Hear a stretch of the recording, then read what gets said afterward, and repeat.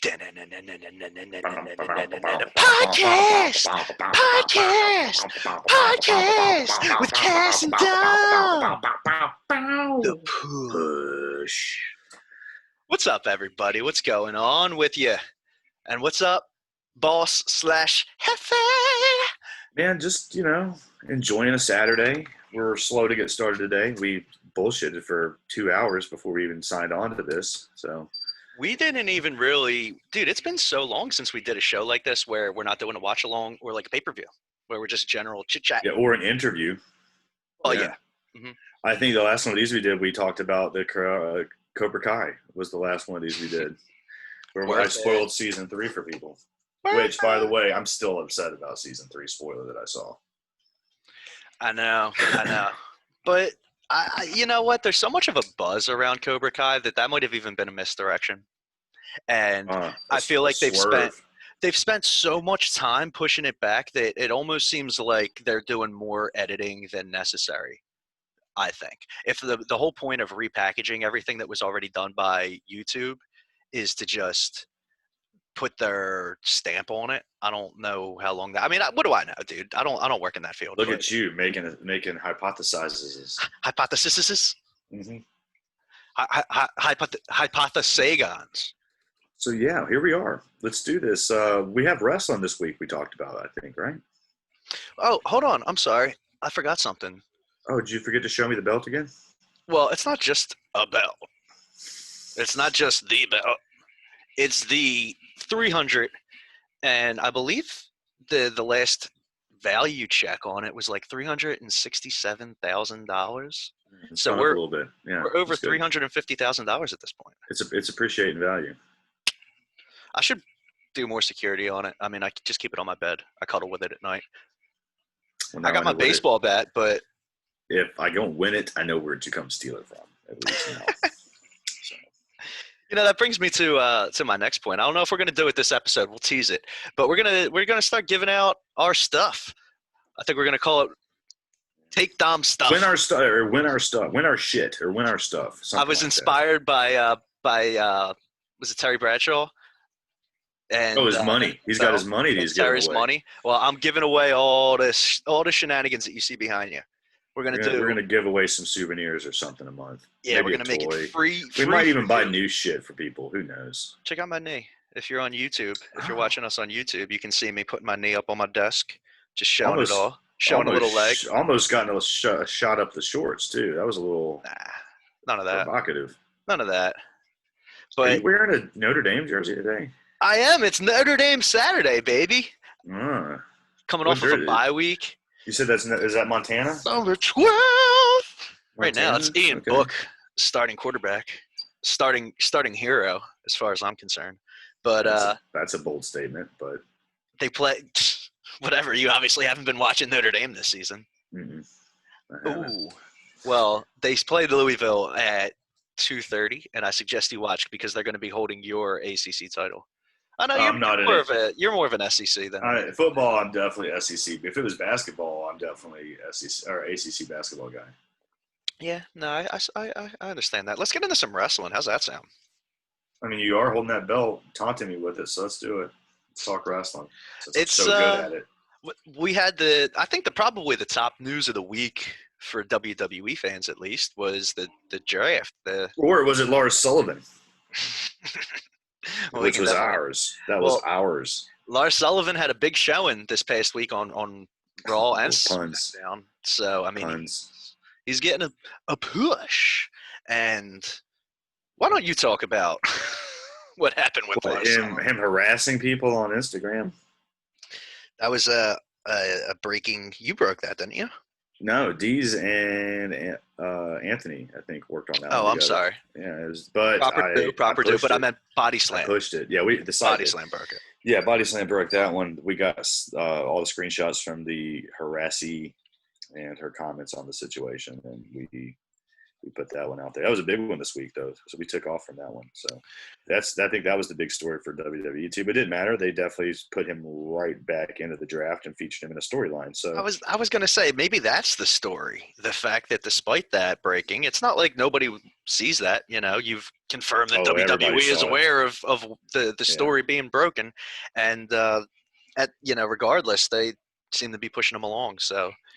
Par for the course with him, man. That's like kind of the WWE move. We talked about that earlier. Like Ricochet has his little incident online, put the U.S. title on him. Toni Storm's leaks, put the title on her. Lars Sullivan has more incidents with him. Just push him. People will forget about it, and we'll just change the narrative. That's the WWE thing. Like, just it seems distract by putting something positive on it. Distract from their negative twist. Yeah, but it seems wrong to lump them all in together like that, though. I mean, specifically the Toni Storm. I think I wasn't lumping their incidents in together. I was lumping WWE's action and treatment of it, like how. Yeah, I gotcha. How they handle it by deflecting by putting a positive spin on it storyline-wise, kind of just like, oh, we'll just put a belt on and make people talk about something else. So that's basically what they're doing. Like, oh, people talking shit about Lars, let's put him in a storyline and make people talk about that instead. Yeah. So. But I got a whole lot more sympathy for somebody like Toni Storm in that situation. Oh, where shit leaks. Something private leaks out. Well, this is the same thing. Lars was privately sending messages, and those leaked out. But there's difference. You know what I mean? Yeah, I guess because she was sending those videos consensually, and Lars was harassing without consent, I guess, is the difference. But it's still private messages and private messages. It's apples and apples there, So. And that's why there's a certain level of maybe hesitance or trepidation that I have with speaking about any of these situations on the air. But that's just because you're a lawyer. Lawyer-ish. God damn, you're going to jinx me. Knock on wood. You're always going to be my lawyer, pal. That's why you're always getting in trouble. You're always my legal counsel. I appreciate it, buddy. As your attorney, I advise you to take this. I like to think of myself more as your wartime consigliere. You're my Gonzo. Since if I'm the Hunter S. Thompson, if I'm the Hunter S. Thompson of journalism, then you're the Dr. Gonzo to my Hunter S. Thompson. That's right. You better call me Dr. Gonzo. But you didn't let me finish before you started like. Oh wait, actually no. Yeah, you're. I was still trying to get the thought out. That's me. That's me. I use my hands and I hit it up. Yeah, so I'm very animated with my hands too. And last week I'm keeping them grounded this week because last time I was like, yay, and then I like slapped my drink over onto my computer and was like, fuck, and I tried to fix it when nobody was watching. So we're gonna not hand talk on a podcast where only half our audience looks at us. So I like the hand talk. You can't strap me down, dude. Oh yeah, it's hard for me. I'm Italian American. My hands are flying all over the place. Dude, half of your vocabulary is with your hands if you're Italian American, I think, right? I'll tell you what. Ask anybody that has lived with me and seen me fall asleep on a couch or something. I move my arms in my sleep. I'll fall asleep and wake up like this because I'm just flailing my arms in my sleep like fucking. I mean, it happens, dude. Oh, you gotta deal with shit. See what I do? You made me curse. Yeah. I'm blaming it on you. I'm not going to blame it on myself. Yeah, it wears off, man. I rub off on you. You start talking like me. Schmuck I am. What are you watching? You watching football? You keep looking up at something. Right now I have Auburn and South Carolina on. And a barn burner. They just started the third quarter, and it's 16-14 right now, Auburn. Similar. I'm watching something very similar. I'm watching ECW on TNN from October 1999. Nice. And we've got Chris Candido, Rhino, and Tommy Dreamer in the ring right now with Sonny's out there running around all tightly dressed with a skirt. Jack Victory's in a wheelchair. Corino's yelling. Well, I'm kind of just buying time. I got it. It's Raven and Dreamer versus Rhino and Corino. Candido. That's what's going on. It took me a second to figure it out. Right. Wait, Raven's got to be somewhere, but Raven's hiding on the side. Now he's back up. Raven and Dreamer are teamed up there? They're tag team champions at this point. Okay. Mm-hmm. That's dated. When Raven showed back up after he left WCW, when he reappeared in ECW, he debuted with them to help Tommy Dreamer get the tag titles. And it was like why the fuck are they together? And then Raven pretty much he also would just fuck with Dreamer during this run too. So he would like cost him singles matches. He would come in and like DDT him and give somebody so that his opponent could get the victory over him, but they're still tag champs. So he's like, fuck you, man. And then would like, you need me. I'm the only one that wins. And he would just, it was good. I love Raven. Raven was great. So yeah, no, that's on right now. So the WWE draft, am I right? Oh, that happened, right? we were so excited about that WWE draft. We were so excited. Our show that we did about it. Did any of our predictions come true? Did any of our drafteries happen? Well, we switched the heavyweight titles, which pretty much immediately was down the tubes because they went out of the way to draft their champions. Yeah. One title that did swap were the tags. So, tag title swap. And that happened so fluidly too. It was like, all right, well, here, I'll give you these titles. You give me. I was hoping that it was going to lead to a unification of the title. Yeah, I think you talked about that, and I was like, no, they won't do that. They need to have a belt on each brand because that's just how they will. But yeah, that was such a very like awkward exchange. Like, hey, so let's just swap belts because fuck it. Man, strengthen the tag division without having to add more teams. How do you do that? You cut in half the amount of prizes available. Oh, but WWE just likes to break tag teams up instead. So I think, yeah, no, dude, I hate that. Speaking of which, one thing that got shaken up a little bit was New Day, right? The New Day, yeah. Yeah, you were upset about that, weren't you? You know, I knew it was going to happen eventually, and to be honest with you, I couldn't be happier with the way that they eventually approached it, because if they're going to highlight them apart from each other, the best way to do it is to do this. Draft them individually where they're still the New Day, they're still the tag team champions, and Big E, by no fault of him or anybody else in the New Day's own, he's on a separate show doing his own thing, getting his push. Because, dude, here's the thing, man. New Day is bigger than wrestling at this point. Yeah. Well, they sell a lot of merch. But it's more than the merch, because that's still wrestling. Like, they're bigger than freaking wrestling. I think if there's any argument in the history of professional wrestling to not break something up, to not turn somebody just for the shock value or for the heat of a storyline, it's the New Day. Even more than Hulk Hogan, when there was an argument or John Cena. At least they didn't do it a couple months ago during the midst of all the stuff that was happening in our country at the time, because that would have been even more. I don't know. And without luck, I feel like a podcast with two white guys can only. It's like, do we talk about this? Are we allowed to talk about this? But, I feel like Always Sunny. It's like Always Sunny. That episode's like, I don't think we should be talking about this. But here's the thing. I feel like what I'm trying to say is something that literally anybody can get behind, because there's such a strong beyond wrestling message that the New Day sends.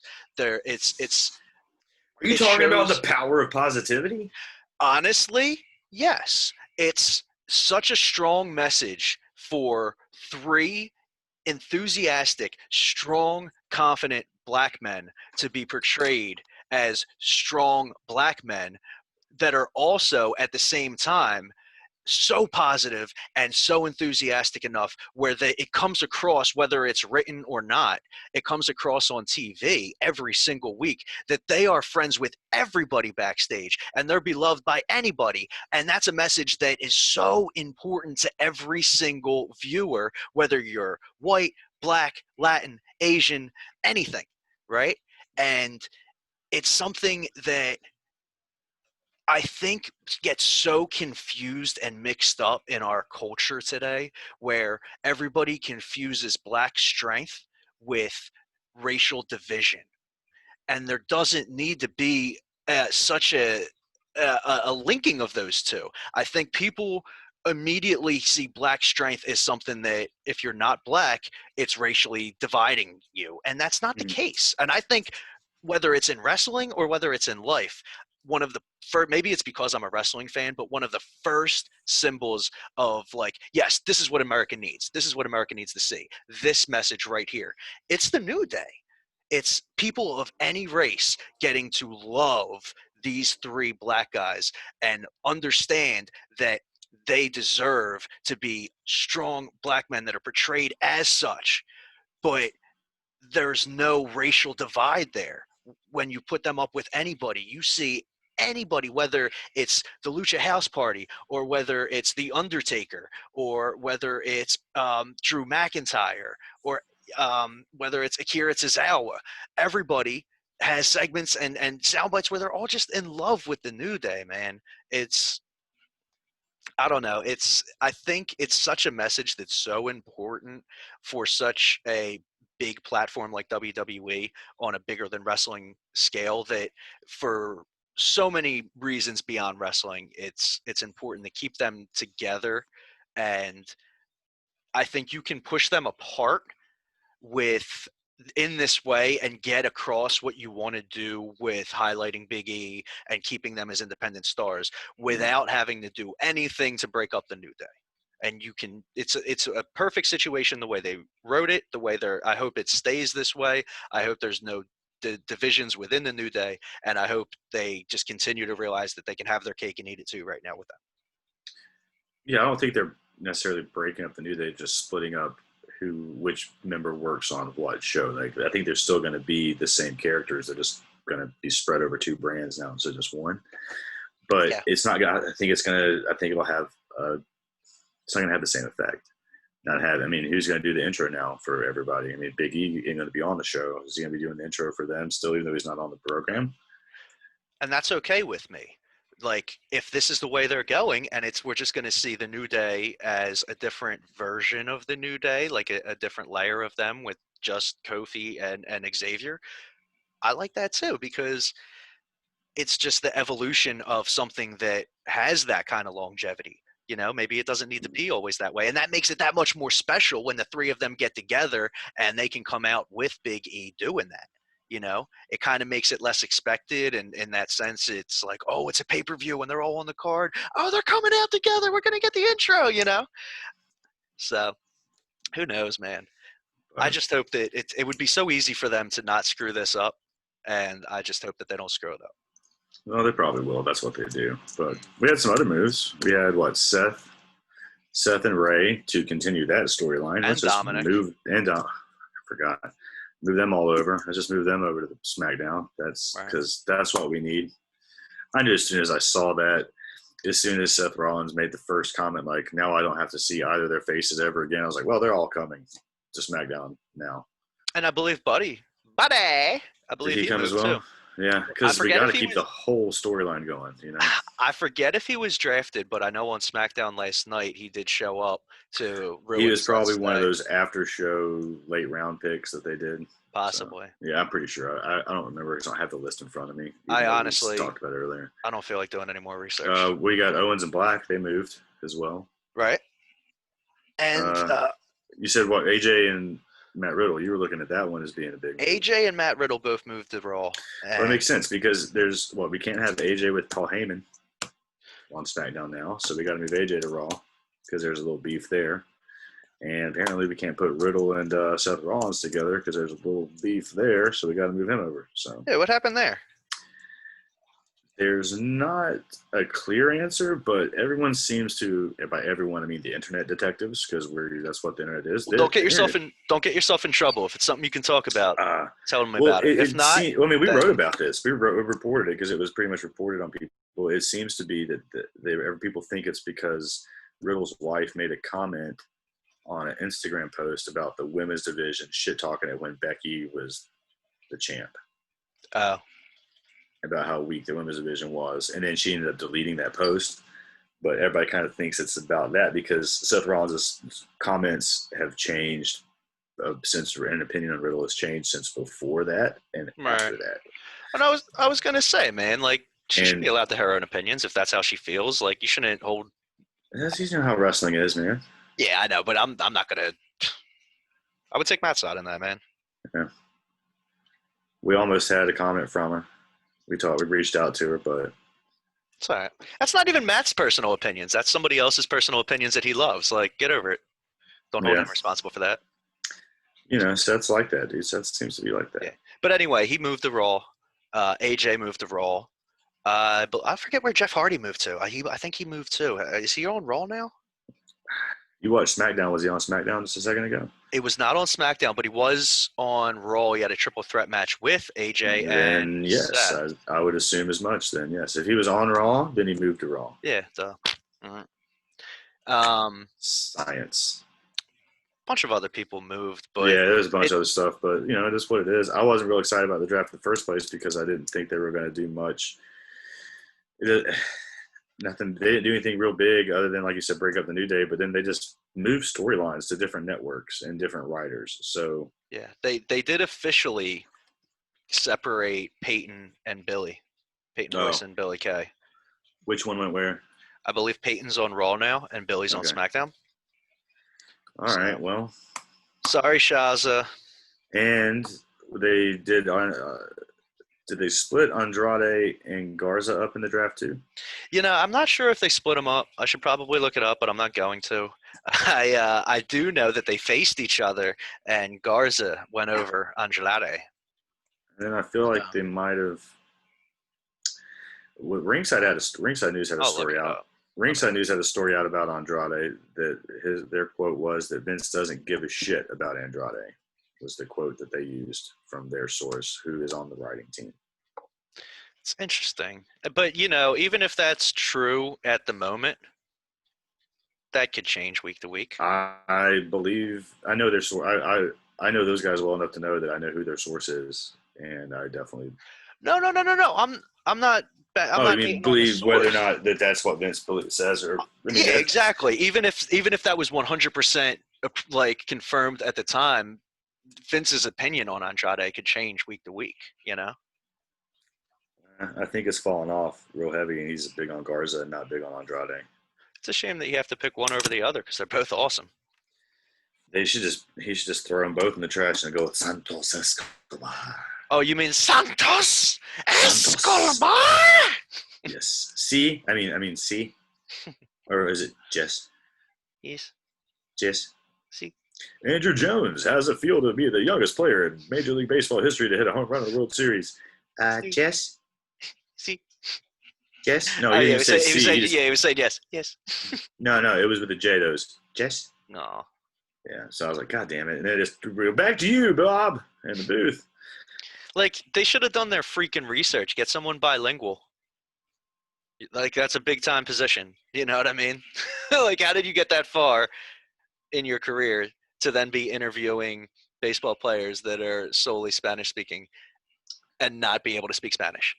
And this was when he was probably not even the age that he said he was too. Remember that? Because he came over from Curacao really young, and I think he was probably not really telling his age. It was one of those where it's like, Julio Franco, how old are you?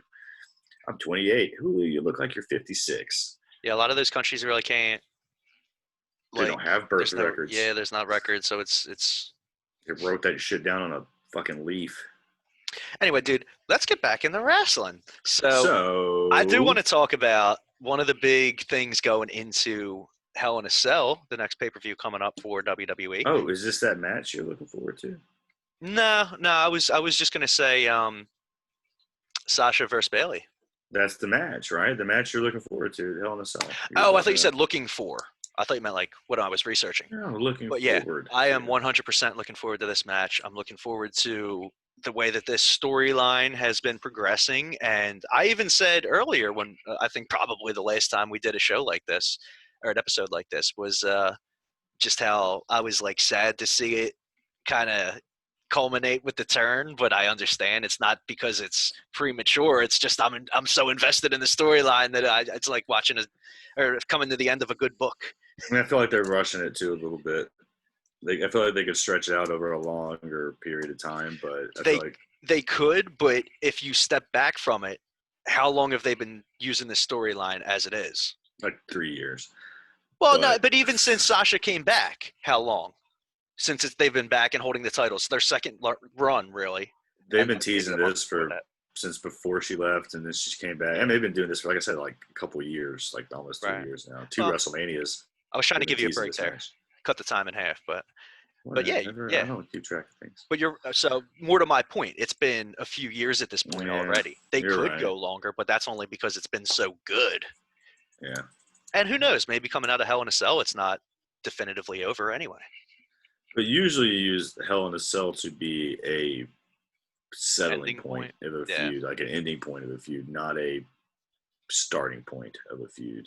Or where are they going to go? Yeah, where are they going to go from there? You know what I mean? Like, that's like, like where can the feud go after a Hell in a Cell match? Like, what are they going to do to make it even more? Oh, you look surprised. What are you thinking?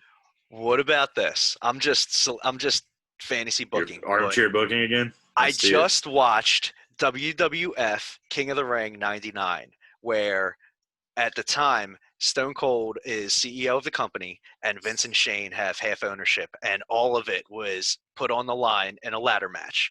And Stone Cold's climbing the ladder in the ladder match, goes to reach for the briefcase, and somebody mysteriously pulls it up out of his reach. It's me, Austin. It was me all along. Well, I don't think that the title is on the line in a ladder match situation here. It's just a Hell in a Cell match, right? I don't know. I think it's a Hell in a Cell match. You just watched the contract signing. You tell me. Yeah, it's a Hell in a Cell match. But regardless, is it for the belt though? I think it's for the. Is it for the belt? Yeah, it's for the belt. Then that's what you just asked me, right? Yes, but I was going to say if it was a ladder match, it would be cool if this person ended up doing that same thing. But even in a Hell in a Cell, I would love to see the return of Charlotte, who recently got redrafted to Raw, come back inactive, and cost.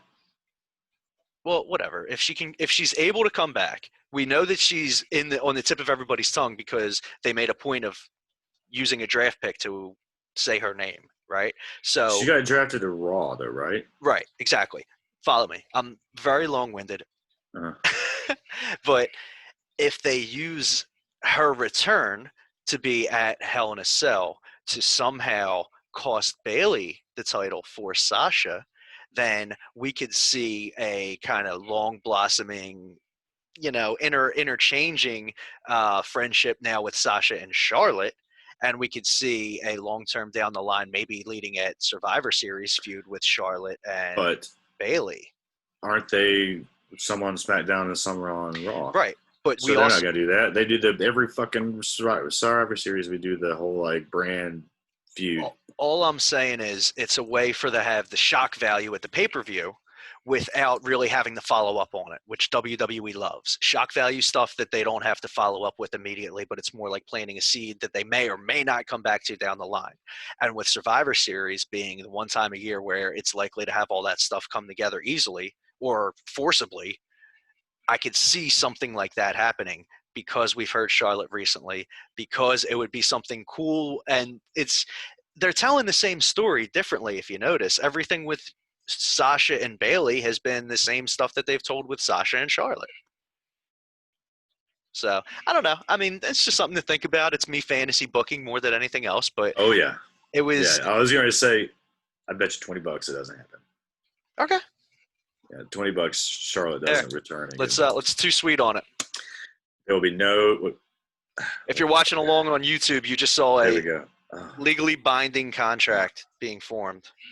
Yeah, there will be no Charlotte return involved in that feud. It's not a legally binding contract. Oh, it is. It's not. You're a lawyer. You know these things. I mean, the more you talk, the more likely it's going to be upheld as a contract. But it's barring that, it's not probably likely going to be upheld. You can totally Sasha Bayley pull back your $20. Checked off the list. All right. So somehow we are moving through. Moving ahead. Guys, believe it or not, we actually made a preliminary list of topics that we're going through, and this is us attempting to be organized. Because we don't stay on topic, and we are all over the fucking place. We bounce around like the most ADD-riddled podcast in the history of podcasting. But today we have a list that we're going to try to get through, and we'll see how this goes. It's going to take us 9 hours to do it probably, because we're going to talk around the world 3 times to get back to these topics. But I got to be at my parents' I was going to say I got to be at my parents' house in 5 minutes to watch the Notre Dame game. So we're going to get through this show in 4 minutes or less. Not happening. NXT, because you're not moving ahead. NXT. Well, NXT. I look. We wrote down topics for each show, and I like. Do you remember what you wrote down? Because I got it. NXT. What we want to talk about NXT. You can bring it back, but I mean, Finn getting hurt and having surgery is what you told me. We can peel back the curtain like that. It was kind of just a freestyle of what's going on in NXT right now. One of which, yeah, you just said it, is Finn recently having surgery. Now they're saying he's going to be out for a while, right? Weren't they looking at it as like a worst case scenario situation? How awful is this, man? Like, how many times can this guy get a big time title push only to then have to be shelved for an injury? Sucks. Probably not too many, because like they're not going to give you that many opportunities anymore, because it's like every time we do, you fucking get hurt and drop the ball. They're not going to hand it off to you anymore. Yeah, we'll see, man. I mean, I don't know who's going to step strip up. The belt? Have they taken the belt off of him yet? I hate to say it. I'm not really sure. I don't either. I don't think they have. I know they probably announced it, but I was watching NXT on fast forward to try to get through it in time for this show, and I didn't hear it. I know they mentioned it, but we got that's you're right. What a breaking news show we are. Am I right? Yeah. Hey, news. Hey, what happened in the news? I don't know. Do you know? Not at all. All right, let's talk about something else. We can't even do last week's news tonight. No. No. Tony Storm, Ember Moon came back. Yeah, I did want to talk about that. Because I hope that they do something with Ember Moon. I've always been kind of flat on her personality wise, and I love the way she moves in the ring. Like she's awesome in the ring, but even when she tries to be like smooth or talk with a cocky attitude, I just don't buy into it as much. Is she still a biker like she was when she came back on the pay-per-view? She's still wearing that gear. We'll see how long that goes. Did she ride her Kawasaki Ninja into the studio like she did at the pay-per-view? Didn't notice it. So we dropped that already then. WWE dropped that probably. If you didn't notice it. I told you I would catch up on NXT this morning. Well, I mean, I'm sure. I mean, if it looked like the Cool as Ice movie where like Vanilla Ice on motorcycles, like that's kind of what that reminded me of. Start asking me questions about the stuff that I paid attention to. Know that. Why? Okay. You have to preemptively know that stuff. So, Tony Storm, what do you know about that? Well, I'm excited about that because we haven't seen her in a while, and honestly, pay-per-view.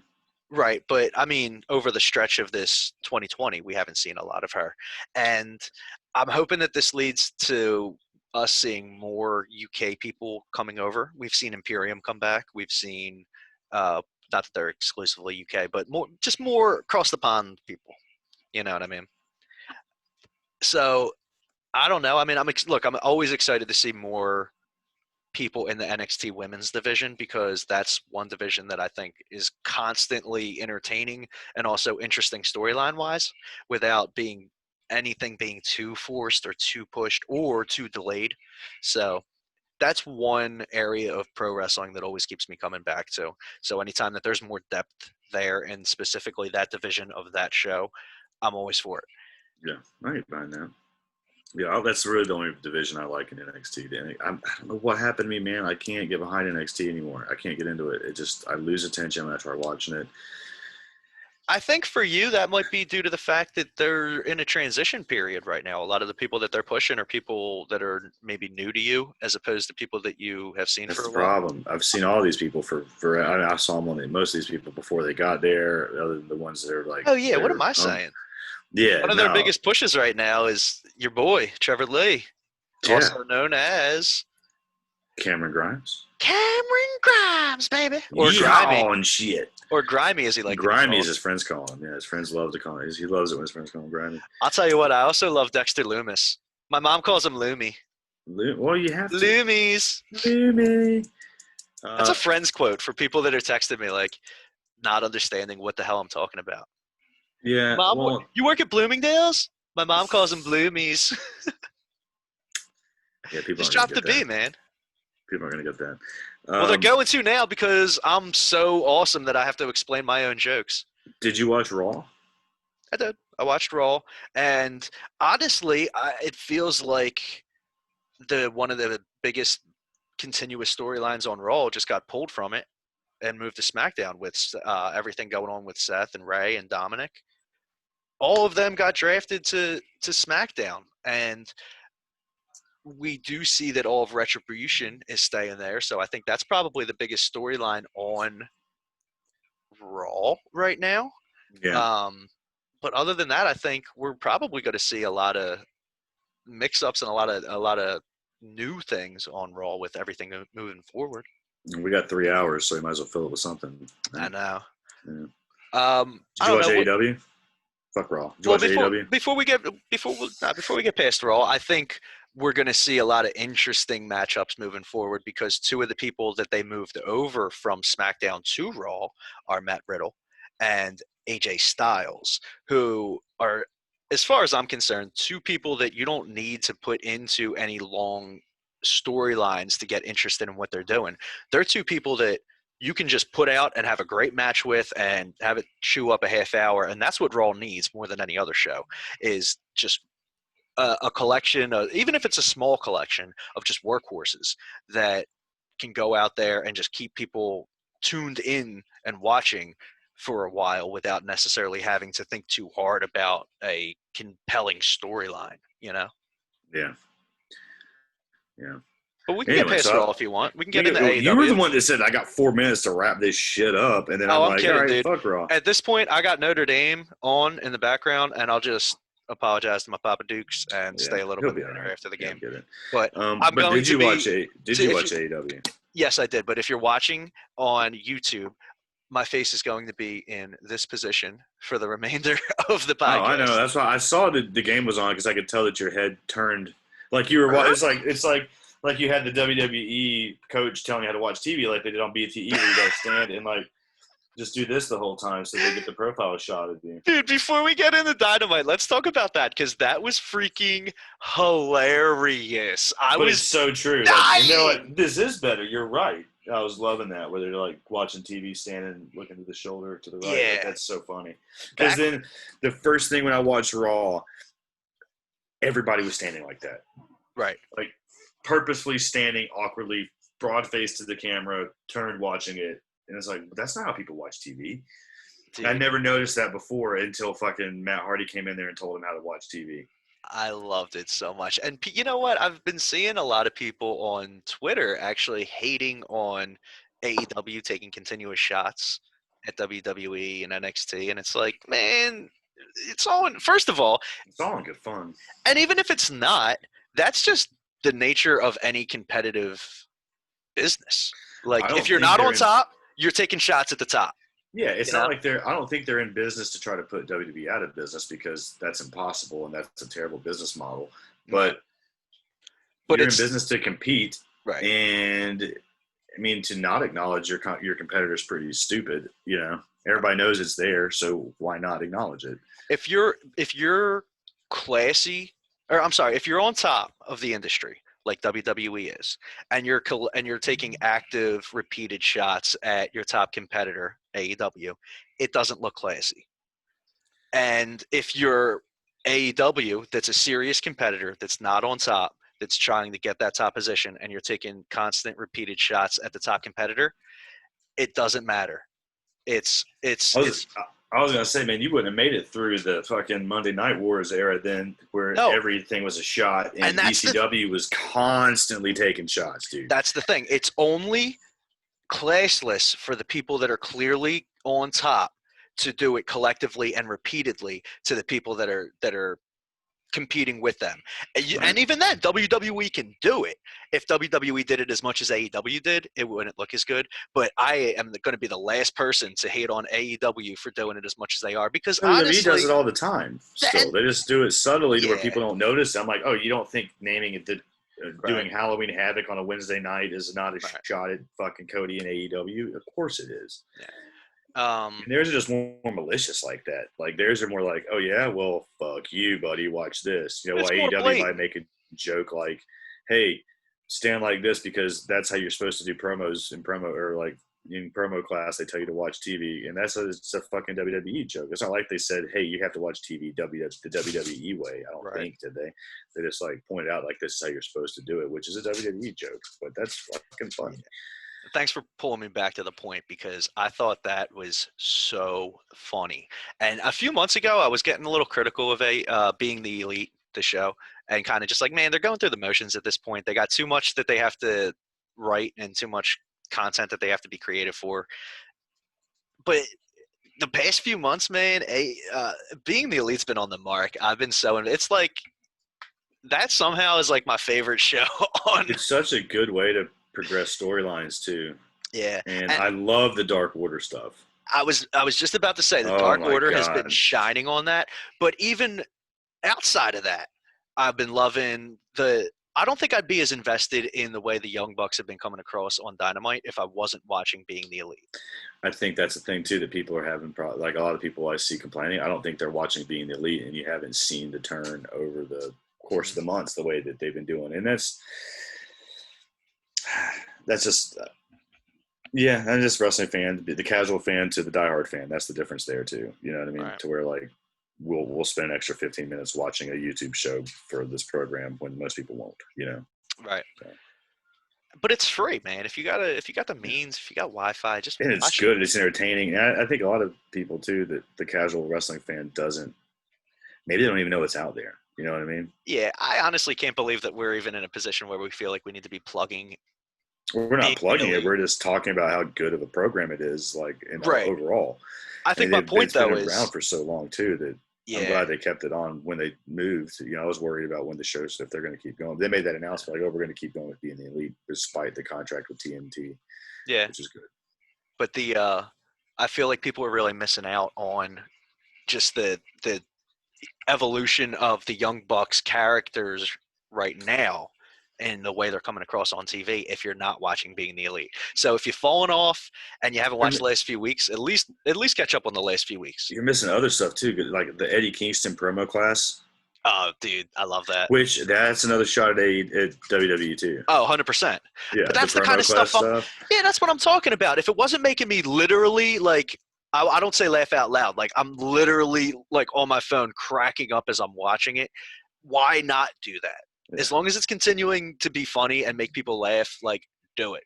But the thing is that's what didn't they after they saw Eddie Kingston's match for the TNT title, didn't WWE offer him a contract to be a coach? Yeah, I believe so. Yeah. And they wanted to come in and teach. Or maybe it was before that, but no, it was after I think. And they wanted to come in and teach promo class and do coaching. So that's why this is the joke. I'm pretty sure is that. They wanted to come in and do promo class instead of wrestling, and he's just like, man, fuck that. Right. I don't understand Speaking of Eddie Kingston. Man. Him, it was the same thing with, didn't you tell me they wanted Thunder Rosa to be a referee? It's like, what? And somebody else. They wanted some other female wrestler to be a ref. And I can't remember who it is. We were talking about it on Twitter, but it was somebody big, and you're like, fucking, it might have been Marty Bell or somebody maybe.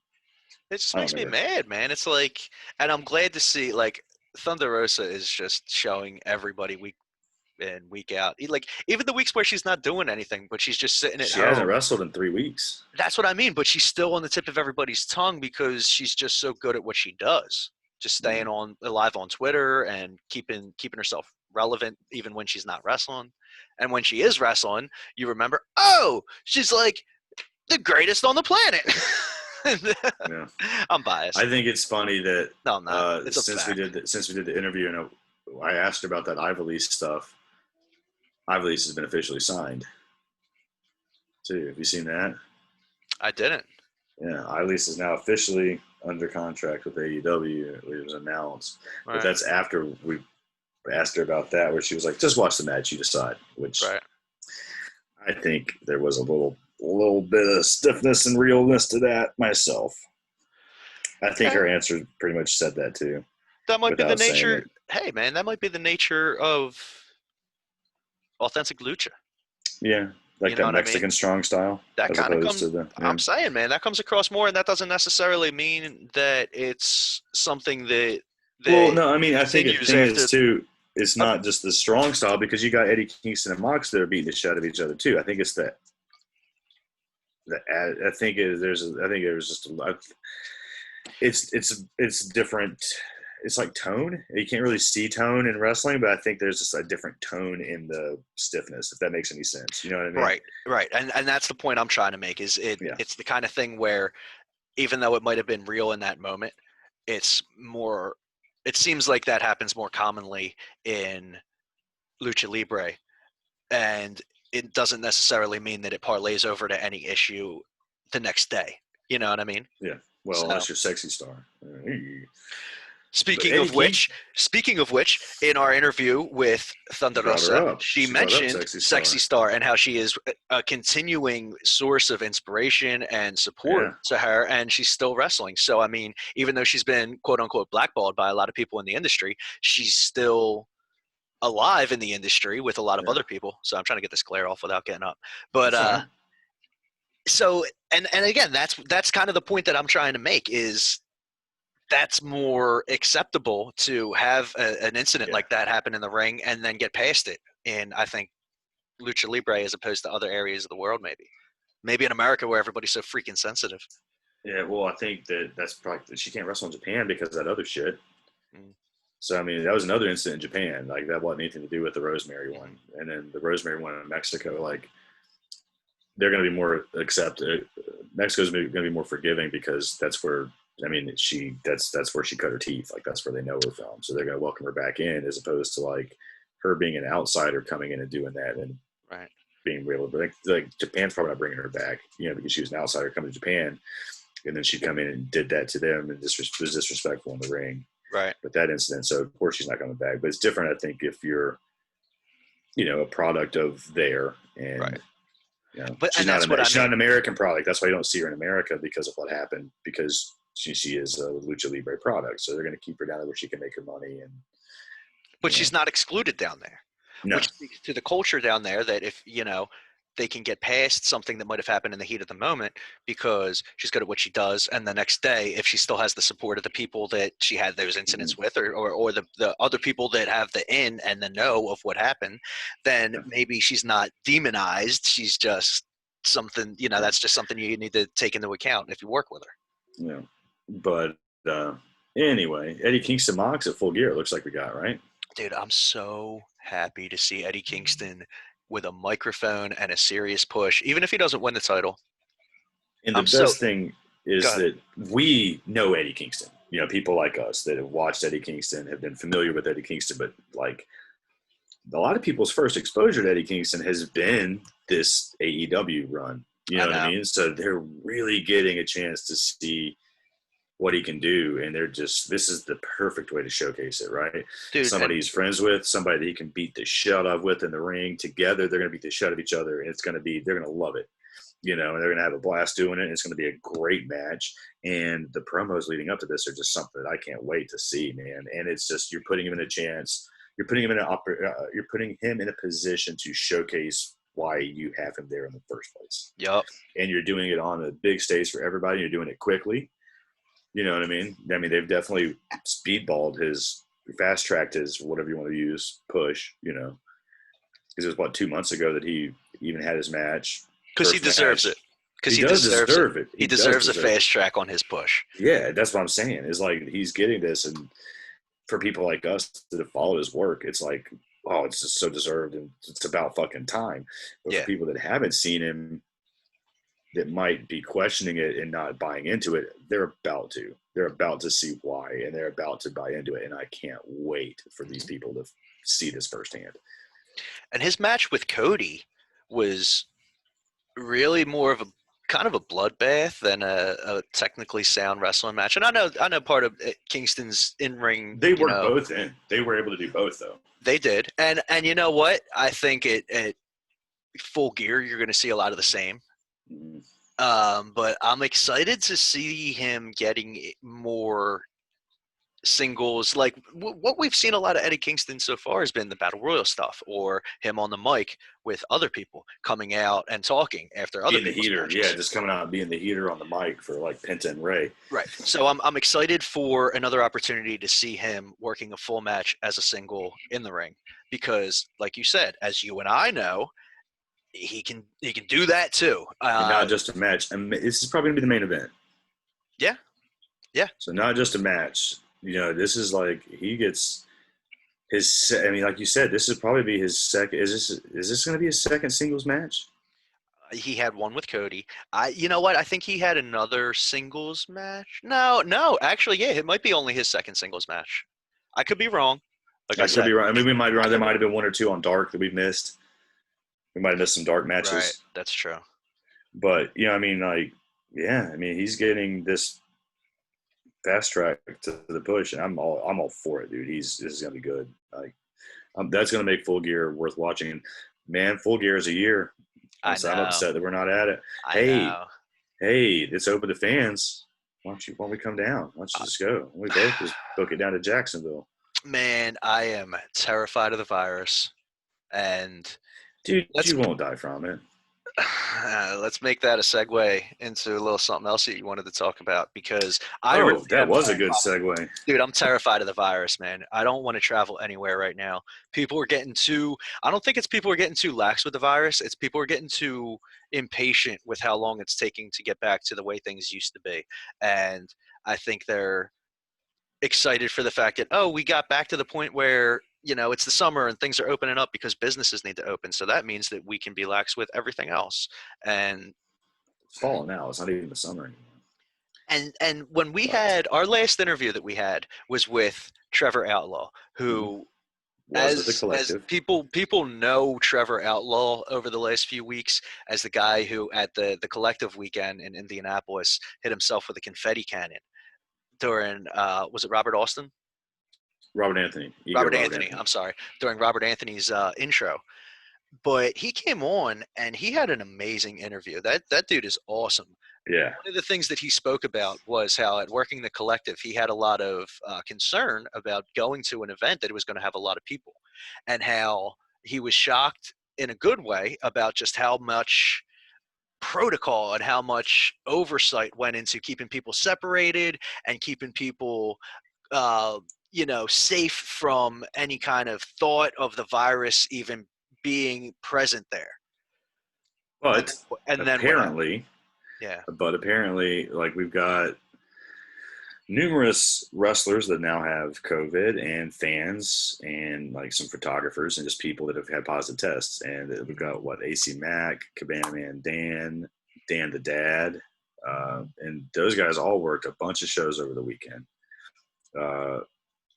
Some of them, and a lot of them in that scramble, which was like a 40-50 person scramble. So then they were like, there's, some of the matches went into the crowd. There was death matches. So, I mean, this is interesting. And like, I know that a lot of companies, so Danhausen, even though he tested negative, they still didn't use him on the show. For ROH didn't use him this weekend. They sent him home. St. Louis Anarchy promotion, because they had a bunch of people that were going to be on their show that were at the collective. They just canceled the event. So there's been a bunch of that going on. GCW is running a show tonight in California, Last Resort, and he did an interview with Sapp last night. It was really good, and he did that interview like 1:30 in the morning. So like it gets uploaded like late, like 3 o'clock, and I read it like 3 o'clock in the morning, and he did about everything he could do, man. They did the best job they could possibly do, I think. But, it's going to happen. People are going to get it. It's going to spread, It's one of those things. And man, you can get it just as easily going to the grocery store as you could going to a wrestling show. And that's the point that I'm trying to make is, man, we're not out of the woods, and businesses need to thrive, and life needs to move on, and we need to keep the economy moving. But we can't just it's a situation where we can't have our cake and eat it too. We need to do everything we can to not make it worse. And as much as I hate to say it, as I sit here so happy that I'm able to watch Notre Dame football, we can't have mass events right now, man. And even Trevor, who was there, said like this isn't a mass event where, or maybe not a mass event is the wrong word, but a big gathering where everybody was wearing masks, everybody was tested, everybody was, it wasn't an oversight. The virus wasn't an oversight. They took that into serious consideration, and it still happened. And nationally, people need to keep that in mind, man. Like, that's why I don't want to travel down to Florida. Long story short, but sorry. We should go. It'll be fun. Full gear, brother. I had so much fun last year, man. It was probably one of my favorite. Like, I went to 3 WrestleManias. I was blessed to go to a whole lot of wrestling related trips where I was able to work like baseball events and wrestling events into one weekend. But I even that kind of stands alone as like one of my favorite just collective weekends of wrestling. And even then, I'm not ready yet. Yeah, well, it would be different. There wouldn't be the StarCast to go along with it this year. It would probably just be the pay-per-view on a Saturday Even that, night, man. but Even getting on a plane, even being in one enclosed building with a few hundred people. I'm pretty sure I caught COVID when I was visiting you in March and came back home. So, because I came home in March and was dead for a month, like sick as fuck. Yeah, but didn't you show up saying you were already battling something? The cough. I had like a tickle in my throat and cough that I thought that I came back from Chicago with the week before. Right. So maybe you caught something serious when you were here. But when I got back home, I ended up with 101.7 fever. Well, that's nothing. Call me back when it's 107. They told me at the hospital it's not 102, so we can't even test you. And I was like, bro, I don't ever have a 98.6 degree fever. I'm always 97.4. So I'm like, I'm always like a degree and some change lower than that. So right. Should you add that to it? And that's where it would normally be for a normal person. And they're like, that's not how temperature works. I'm like, I'm kind of thinking that is. Keep talking. This glare is ridiculous. Just keep talking. Nah, man, we're good. We're about to wrap this bitch up, man. Don't need to worry about it. The glare's fine. People can't hear the glare. Oh, that's fixed it. Whatever you did, you fixed it. Sorry, that shit was bothering me. I was just saying, man, people can't hear that glare. It's fine. Yeah, but I'm doing this for the people on YouTube. Doing this for the people that give a shit about. Now you're singling out half of our audience by saying that. By they're favoring one over the other. They're the half that I favor. If you're listening to us anywhere else other than YouTube, that's racist against listeners instead of viewers. Dude, that's not racism. That's prejudice or prejudice. Oh. Even better. It's prejudice. It's prejudice. I'm being prejudiced. That's prejudice. I like it. That's a new word. I'm gonna put that into my rotation. That's gonna be part of my vocabulary. Oh man, look at me trying to sound smart. Tonight, I guess I'll watch GCW tonight. We can talk about that on the next podcast. I'll watch that. I think it's at 7 or 8 this evening. There might be some UFC tonight. I think. I don't know. We don't have any other wrestling this weekend, do we? No, we have the next pay-per-view that we have coming up, I believe, is Impact's Victory Road. Or I'm sorry, not Victory Road, Bound for Glory. Victory Road's the one that just happened. Bound for Glory, and I got a call there. Impact's. Well, hopefully we can get some. I'm calling today. I was supposed to call him Friday, and I got busy, and then he didn't respond to my email, so I got to call him back. But yeah, hopefully we get some Impact interviews leading up to the show next week. And then we have Hell in a Cell. Yeah, and do we need to do a spin the wheel, make the deal special? And I was gonna say we attempted and failed to complete a watch along of our recently weekly. I'm screwing this up. Our Halloween Havoc weekly watch along. No, we won't. Our Halloween Havoc weekly watch along pay-per-view that we've been doing on Twitter. We need to actually watch that. Our most recent. You want to do that? We can do that tonight, maybe late night if you want. But that's 1992 was the most recent winner, and we're going to do that soon. We did do the one. We got that one out. We also have a fan pick watch along. Our boy Nick Opalewski. I hope I'm saying it right. Yeah, I think so. Big fan, big friend of the show, man. We like Nick. So we're getting towards the end of our episode. So this is the wrap up. Yeah, we're wrapping up. Big shout out to Nick, man. We got the episode coming for you. I don't know when you were going to drop it. Dom hadn't told me, but we've got it in the can for you, buddy. I'll hopefully actually drop that tonight. And what we did was a watch along of Nick picked out a old WWF superstars. I believe it was May 8th of 1993. Mm-hmm. So it's a very specific episode, but it was a fun episode, and it was a quick, I think, 45 minutes. So it's a quick episode to watch along. But we're gonna have our next Halloween Havoc pay-per-view. Again, look out for 92. We recently did 1996, and before the weekend is out, we'll put up our next poll for you. We'll put up the poll this week, and we'll let it run for a couple days, give everybody some time to vote. Yeah, that was my fault last time. I didn't. Yeah, I don't have 1 day voting. We still got a pretty good number of votes for just 1 day, but yeah, we'll let it run for a few days. We'll pick, and then we'll have another one next week. So we can try to get 2 more of these in, other than the one we're doing now. We're gonna try to get 4 total in for the month. Yeah, at least. We need to cram one in this weekend, drop it, then do another one next weekend, and then do one for Halloween. That's okay, man. We can do it. We'll take it to the top. We'll do it. We'll have to push this out. But yeah, man, I think we didn't talk about my boys. Our boys, friends of the show, FTR retaining their titles on Dynamite this week. Because, honestly, is there any doubt, man? Those dudes are going to hold those titles for at least a year. They should have them for the rest of this company's existence. I genuinely believe that they will not lose the titles by reasonable means over the next calendar year. They're going to close out 2020 as champs, you say, huh? They're either going to close – well, no. By this time next year – oh, yeah, I guess that is how I worded it. By either scenario, they're going to spend a year with its belts unless the Bucks take it off of them within the next year. But the only way Bucks are going to take it off of them is by some shenanigans, like some extreme shenanigans.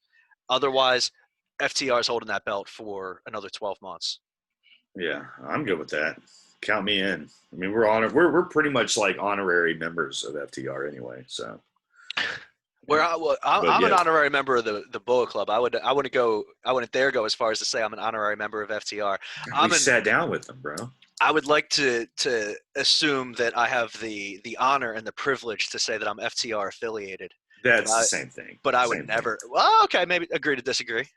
Yeah, I said we're basically members, and that's the same thing as being affiliated. I don't know. There's a lot of people You're nitpicking, dude. There's a lot of people that are Wu-Tang affiliated, but there are not a lot of people in Wu-Tang. There's 9 members of Wu-Tang Clan. Exactly, but there's 550 people who are Wu-Tang affiliated, officially Wu-Tang affiliated. Yeah. That's basically being a member. Dave Chappelle was in Wu-Tang for 20 minutes. He didn't even know it. He's basically a member, yeah. But yeah, that's about all. We hit all our topics. We talked about all our topics. I'm kind of proud of us. It only took us 9 hours to do this today. We didn't plug ourselves. So we're not done yet. I'm just happy we talked about our topics. What else are we talking about? Oh, no, that's the last thing I got. Plugs. You can't transition for shit, bro. I had rumor report, but we didn't touch on. But I don't know if I want to. Are we gonna do the rumors? Nah, dude. We'll save the rumors for later. I was gonna say write an article. I might just write an article. Yeah, just make it an article because you need to double confirm it before you put it out. Just to save yourself some. I got some rumors, my friends. I'm gonna work on for everybody. All right, keep your mouth shut for the next 30 seconds because this transition will be smooth if you don't screw it up. So there are some rumors that are coming up, and Cass just doing his job, being the constant breaking source of news in the wrestling industry, has something that he's confirmed, but because he is a journalist with integrity, he needs to double confirm it before he puts it out. So keep your eyes peeled to his Twitter account and also to the Body Slam Twitter account. You can follow Cass. It's CASSHOOOLE, and you can also follow Body Slam's Twitter account at BodySlamNet. Of course, you can always follow the podcast at bodyslam_pod, where is most likely where you're going to be able to vote along in the next few days for our next WCW Halloween Havoc watch along that we've been doing. Again, keep yourself in spooky season theme and keep watching along with us as we do our WCW watch alongs. I'm going to put a poll up on Facebook too, because I can do that and then we'll add That's fine. the 2 numbers together. So when we decide what our poll is, we'll run the poll on Facebook this week too to try to get a little bit more voting in on it. That's fine. So if you're on Facebook, you can also check us on Facebook. Cass, what's the name on Facebook if you want to find us? Body Slam Pod. Just Body Slam Pod. On Facebook, you can find us. And hell, if you want to follow me on Twitter, I'm at Dom_Malin. Yeah, I think it's facebook.com/bodyslampod, but it's you just search the push Body Slam podcast and you can find us that way. It's pretty easy. But guys, it's 3-0 Notre Dame at this point, and they're marching. So I got to get to my parents' house. Roll Tide.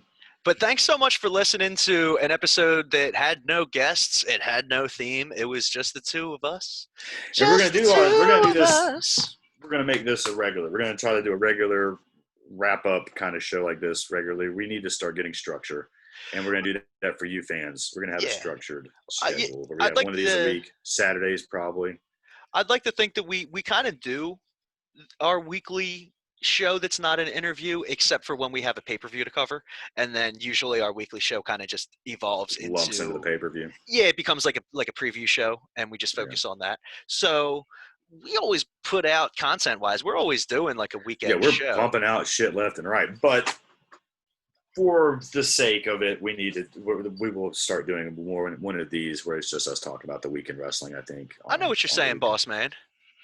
I know what you're saying, but one more thing to plug, because in addition to having all of our views and all of our opinions, bodyslam.net has kind of started to become a wrestling podcast hub. You're like the new Conrad Thompson if all of the people that you're bringing into the fold are people that have no business talking about wrestling. Yeah, basically. Yeah, I mean, I tried to do that before, like last year or 2 years ago. I tried just to have a bunch of podcasts under the umbrella. And there for a while I had a bunch, and they just all kind of just like went out on their own and just kind of left me behind, which is fine.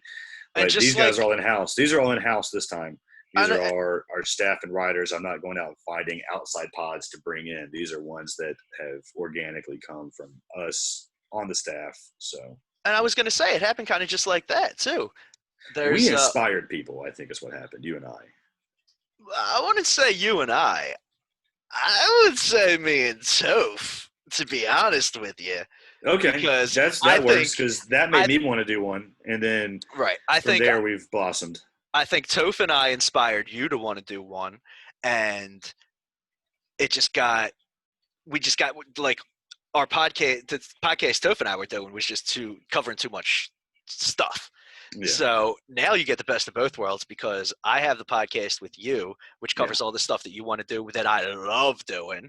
And Toph still has his podcast, which is awesome. It's basically the same podcast, but instead of having to listen to me, you get to listen to Mike Butler, who's been doing this for a hell of a lot. Dude, Butler's awesome. Honestly, I've only really gotten to hang out with him like in person, even though he's also Philly based a few times, but Butler's awesome.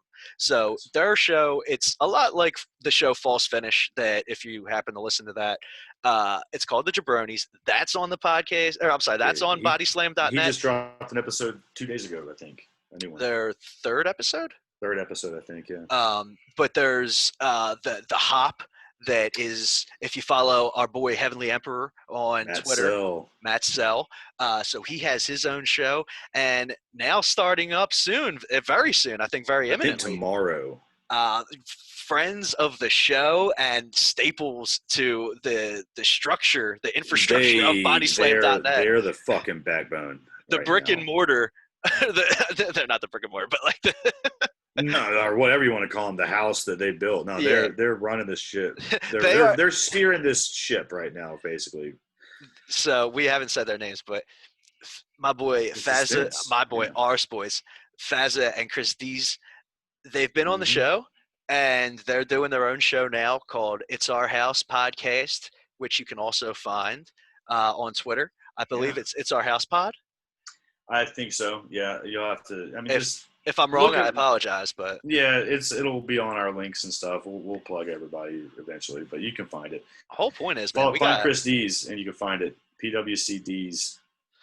Everything's a little different though, and all of these shows are different. It's pretty awesome. Yeah, I'm looking forward to Fazza and Chris's show, man. It'll be they're going to be interviewing. It's going to be more British wrestling based, I think. They're going to be talking about a lot of, the product that we watch on TV, WWF and Jesus Christ, WWE and AEW. But I think as far as interviewing and stuff like that, they're going to do a lot of their British shit because they cover a lot of British wrestling. I think. Oh, they're going to do interviews too? Yeah, no, they've got a lot of interviews set up, but it's mostly British people. Okay. So Because we'll hopefully. that's the thing that's cool, man. All of these podcasts seem very different to me. They're all I based like it. on wrestling, but they're all different. So yeah, this will be interesting because we'll get to see. Hopefully, we expand our British audience because that's been something I've been trying to do for 2 years with the site, and having them on board has really helped do that. So I'm looking forward to that. It's an untapped market of audience that I hope we can touch into ourselves on this podcast as well. one thing I want to do is have like a Zoom party with all of the podcasts collectively, like a body slam Zoom party where everybody's just on one. Maybe after a pay-per-view or leading into a pay-per-view. Maybe I'll put the $370,500,000 title on the line. $375,000, 500. Damn it, I messed it up. $375,500 title on the line. Thanks for holding your face so that I can cut that. I'm gonna leave it in.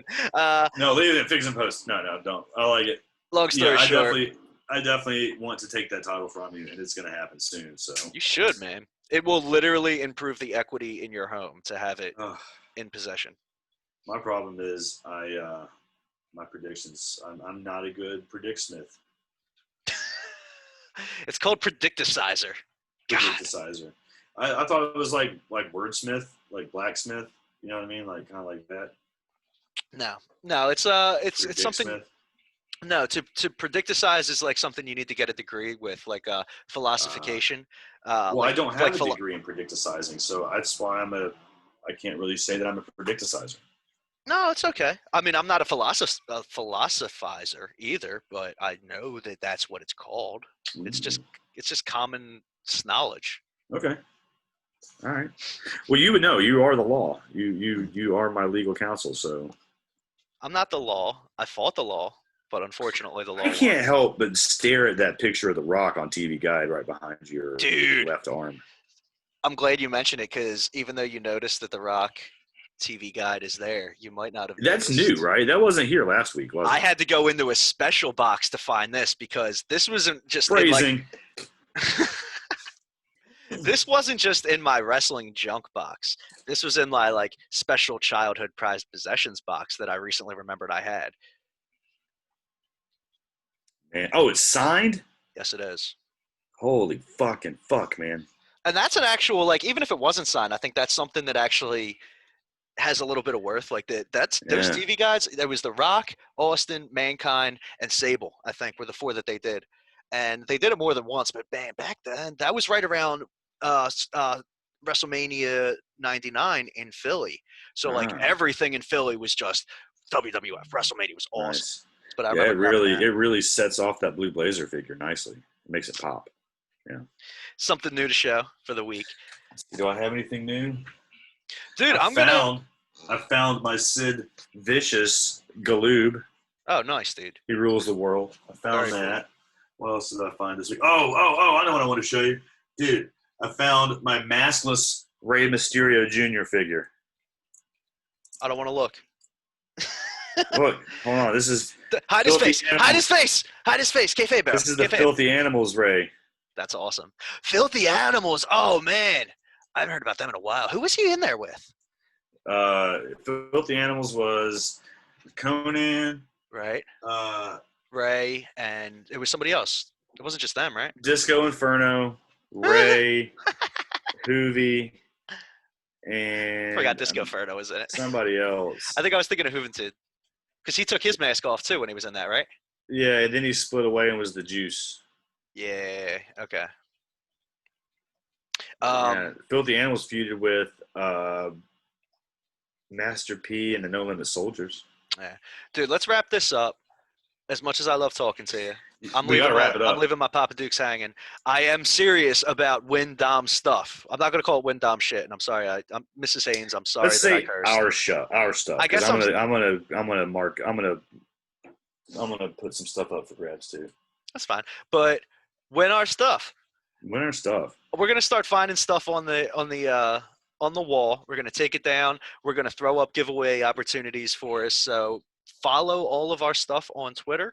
Figure out how to win our stuff because we got some cool stuff up here, and I can't keep it all because I'm a grown ass man and this also serves. Need room for new stuff. So yeah. This is Studio B. Studio A is where Cass is at. But Studio B, pulling back the curtain, breaking kayfabe a little bit, it's also my bedroom. So same here. So much stuff though. Anywho, so much stuff. Take some of this stuff out of here so my bedroom can look like less of a 12-year-old and more of a professional age. I've made my room look more like a 12-year-old's bedroom over the last month than I have made it look not like it. So I'm going to disagree with you. Notre Dame putting another field goal through. Oh, yeah? Let's wrap it up, baby. Hey, why don't we take him home? It was fun. Why don't we take him home with our award-winning outro? Warm up the band. Hang on. Are you ready?